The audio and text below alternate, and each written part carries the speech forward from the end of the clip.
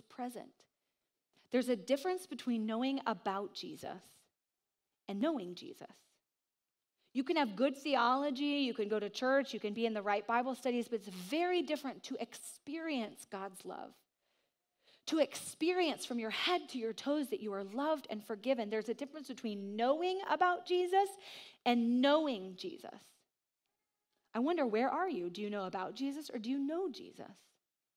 And it might sound kind of hocus pocus, but I think that's what Jesus actually wants for us. Not just to know about him, but to know him, to come alive in him. I have a whole host of questions just like anybody else. I have questions about how Jesus could walk through walls. I think this is a really weird story. The virgin birth doesn't make a ton of sense to me. I have questions about what happened to all the people who were born before Jesus. I have deeper questions of angst about suffering, about how God could let bad things happen, but those are not in the way of my faith. I hold them here on one side, and on the other side, I hold this reality that I have experienced God's presence in undeniable and indescribable ways. I've talked some about that as I've been on this platform over time. I can tell you more about it over coffee. It would take a long time.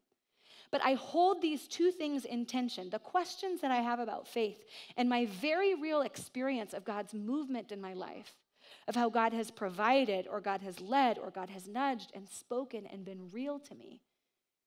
And so these things are part of my faith. It's not that I have this blind faith and just ignore them or just shut off my brain. I hold them in tension as I move towards Jesus in relationship, and I think he wants the same thing for us. So do you know Jesus or do you know Jesus?